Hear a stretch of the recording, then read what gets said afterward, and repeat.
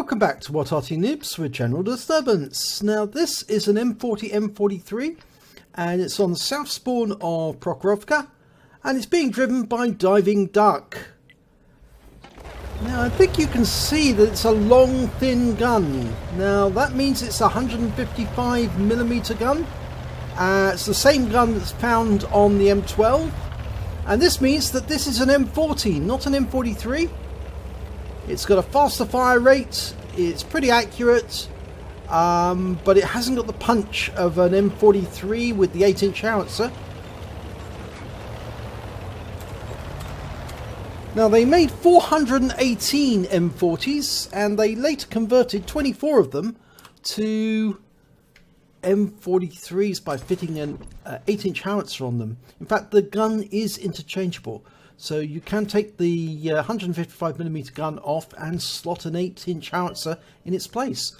And the gun saw service very briefly in World War II and then in the Korean War. There was only one M43 in Europe during the Second World War. Round out on the ISM, 179 hit points. There was also one M40 and they did see service, but there weren't many more. They only took the ones over that they had. They were still manufacturing the rest of them, and the war ended before they could use them.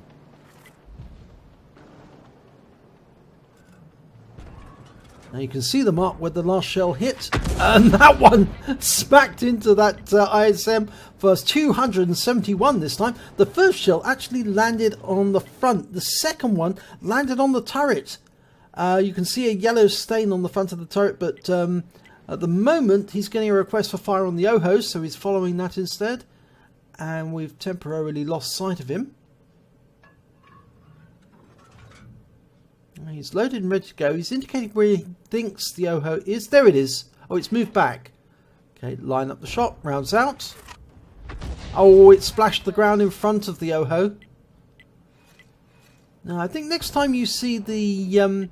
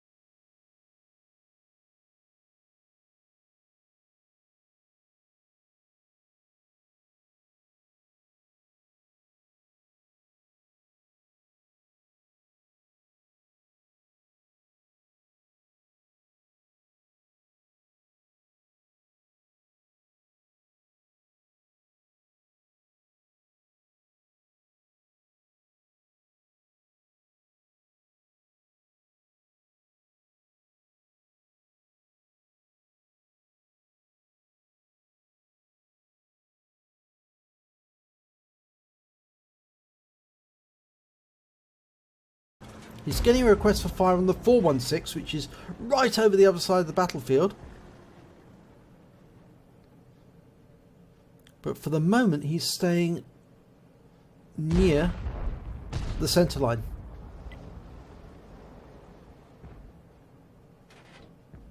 The 120 is still getting a request for giving out requests for fire on the 110, but we've lost sight of that object 416.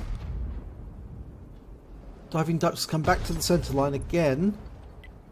There's more than enough tanks on the hill to actually deal with the 110. Right, there's a Striv 103. Now, they're difficult targets to hit when they're on siege mode, but that one's running and they can move backwards very, very quickly. He's getting a request for fire in it. Oh, it stopped to...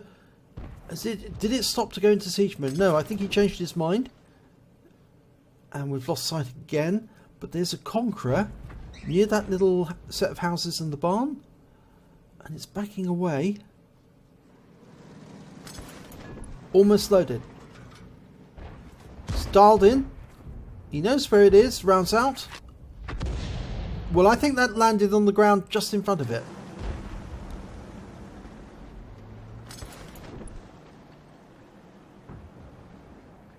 It's going to have to hit that Wizzy 111 quite a few times before it can take all of its health away. Oh, we've lost sight of it again. Now this is an encounter battle and we've got 2 of Diving Duck's team in the cap already. So the enemy's going to be anxious to get a reset, or at least put their own people into the cap to stop the clock. And we can see that Conqueror's got very low health, so he must have taken quite a few shots. In which case, he might be a splash kill. But instead, Diving Duck's going to go for the Mutts. And again, the battle assistant's letting us down. There is another battle assistant available. Obviously, it's not 100% suitable because the person who actually devised it wants information on your account. But if you prefer the old battle assistant, the one that remains solid and perfect at all times, that one is available. Right, AT-15. That's a slow-moving tank destroyer. Round out. Right into his side. 119 hit points. Very useful shot there. We might actually be able to see the impact point on the side of the vehicle. Yes, we can. Look, right on the front. Yellow stains from the HE. So it's a very good shot. Right on his front armour. And the Striv's come back. Now he's gone straight into siege mode. And Diving Duck's going to be about to be ready to fire. Rounds out. Ooh, it landed behind. That's unfortunate. That was a bad RNG roll, that one. But he's dialed in directly on the Striv this time.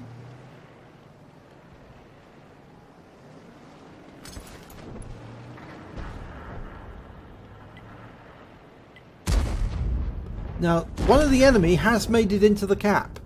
We can't see who it is, but the clock has stopped.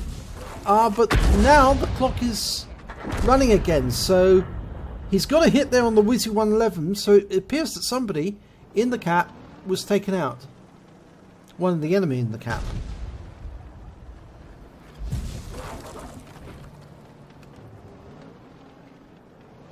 Right, that 111 is trying to get up to the centre line to see who's in the cap or to fire on the tanks on the hill. Round out. Direct hit, 317. That was a good roll. Ooh, he knocked a tree down. Thank God he's not staying there. That could have been difficult otherwise. Now, I wonder if he's going to go up on top of the hill.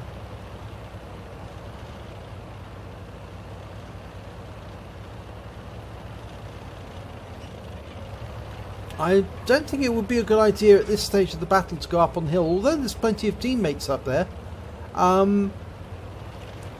The time it takes to actually go up the hill, you lose out on a lot of shots that otherwise you would have to make.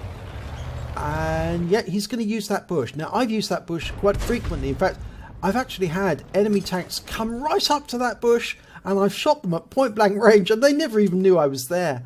In fact, they thought I was cheating. Now, it seems that a symbol has just appeared I think they just killed the Conqueror. Or did the Mutz accidentally kill one of his own? It does appear so. Yes, because the Mutz is actually showing -1. Well, did one player upset the other player so much that he killed his own teammate? Yes, you can see that there's the Conqueror and there's the Mutz just behind him. And the Mutz is showing -1. So he's killed one of his own. Oh, and then the Mutz! He got the Mutz! We don't know how much in the way of hit points because it was a blind kill, but he fired that round in right next to the Conqueror and took out the Mutz.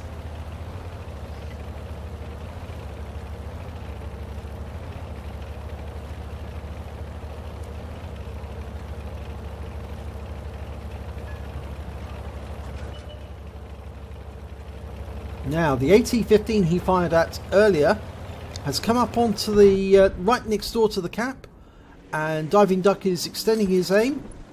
Looks like he's going to go for the AT-15, who's going to have to cross the railway line if he's going to go into the cap, and that's going to make him... Oh no, he's been taken out. The T-10 got him, and T-10 is sniping from the hill. He's actually named Robert 1967 Sniper. Well, yep, you're very good at sniping. And I'm surprised that Diving Duck actually managed to get the time to get up onto the hill, but he did. And he did actually stop to take a shot in between, but he didn't need to take that shot. But now they have control of the cap. There's only 3 enemy left. An Arty, a tank destroyer, and a heavy. Well, the Arty... That's the GW Tiger P.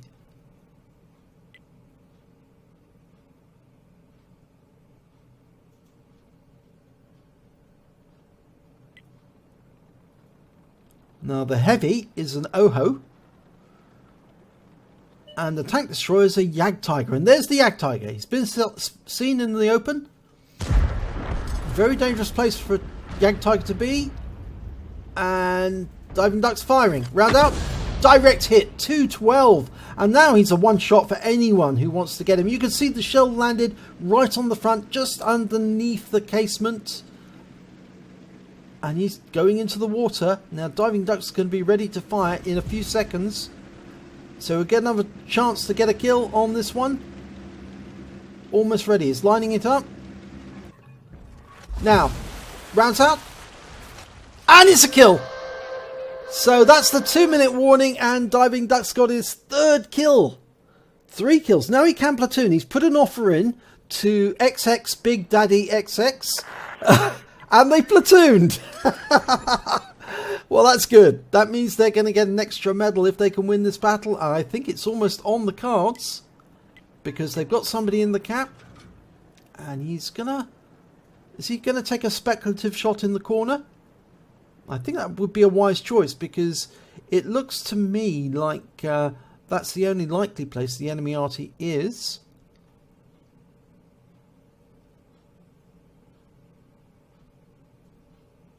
Haven't seen a tracer yet.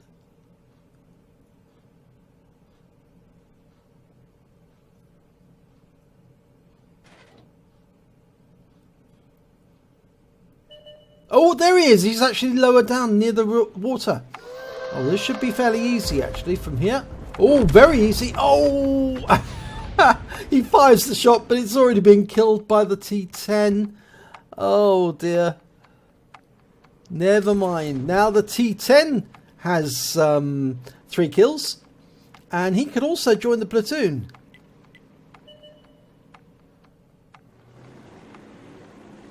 Right, there's the Oho right at the back of the map. He's cornered. There's nowhere for him to go. He's now just going to receive shot after shot until the game ends. Round out. And that's a splash kill. 82 hit points. Brings up the fighter badge.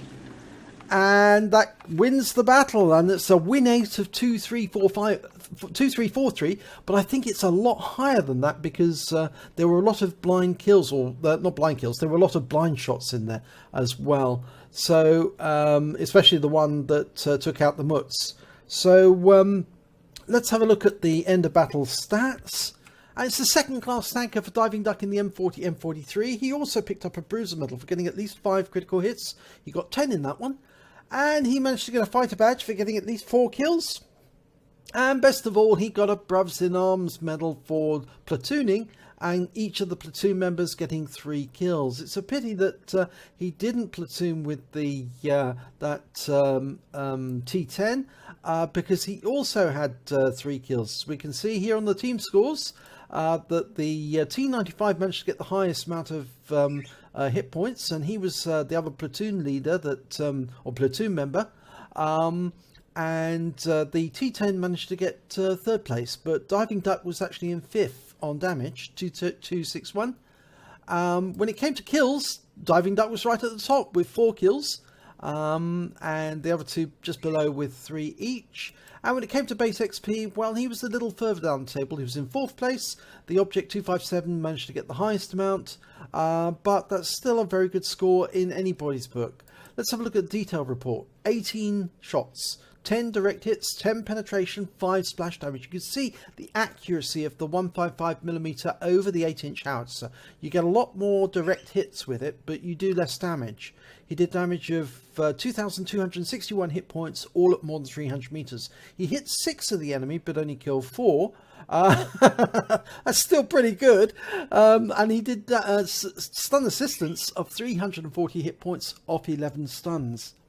On a premium account, he earned 31,218 credits, and after ammunition resupply, and again, the 155mm shells are they're cheaper than the 8-inch howitzer ones, so obviously this isn't so bad, but he actually ended up with only 11,058 credits.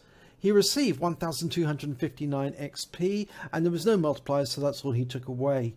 But it was a good battle, and you can see that with the 155mm, Diving Duck is very accurate. He's very good at getting those shots in, and it's a just reward to get a Brothers in Arms because he put in the effort, and so did his platoon leader or platoon mate in the T95. Together they actually got the kills necessary to actually effectively make this battle move along, and of course Diving Duck got the final kill of the game. So well done. This was actually only his 10th game in the M40. 10 games. And he's that good? Oh my god. He is going to be a very good player when it comes to playing with the 8-inch howitzer. So well done, Diving Duck. If you enjoyed this replay, please give it a like and do subscribe to our channel. And hopefully it will be your replay that we feature in our next video.